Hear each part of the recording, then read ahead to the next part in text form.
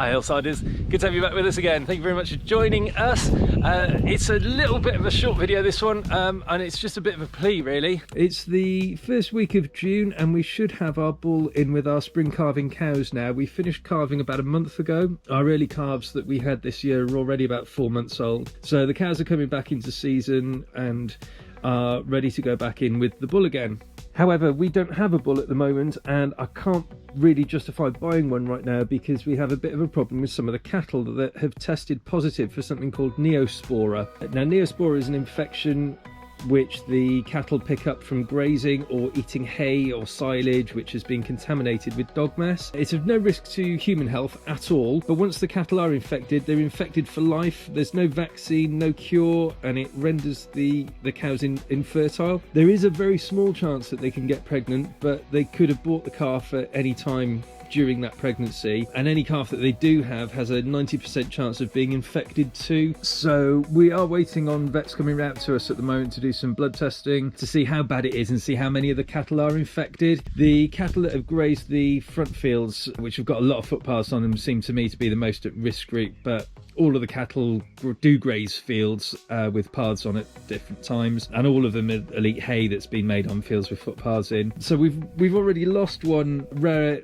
sort of really old pedigree bloodline because of it. There was only 2 females left that we had, and that was a calf and her mother left from that bloodline, and both of those have tested positive. So the cattle are important for the farm from a wildlife point of view. The cattle create lots of habitat for wildflowers and insects which become food for the birds and bats and sort of small mammals and stuff, and they're a really important part of the jigsaw here. Without them, a lot of the habitat and wildlife that we have would struggle. As well as being a problem for the cattle, it's not nice for the dogs as well. I haven't looked into too much on that side of it, but from what I've seen, it sort of looks pretty nasty really. There's a couple of videos from Richard Cornock, the funky farmer, and Tommy the vet which explain a little bit more about it, and I'll put the links to these down to those videos in the description down below this video. So look, the easiest control is to pick up the dog mess and bag it or bin it or take it home or whatever, or if you've not got a bag with you, just if you can grab a stick and just sort of flick it under a hedge or somewhere away from the cattle really would be for the best. We've had a problem on one of our fields with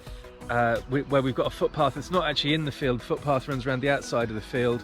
It's it's a really popular one with dog walkers, and it's one where when we take the cattle down there we have to go along because people bag up the dog poo and then throw it over the hedge into our field. Words failed me a little bit on that one because at the end of the day the fields out here it's my workplace, and you know I don't go around throwing dog poo into people's workplaces. I don't know why people think it's all right to do it out here.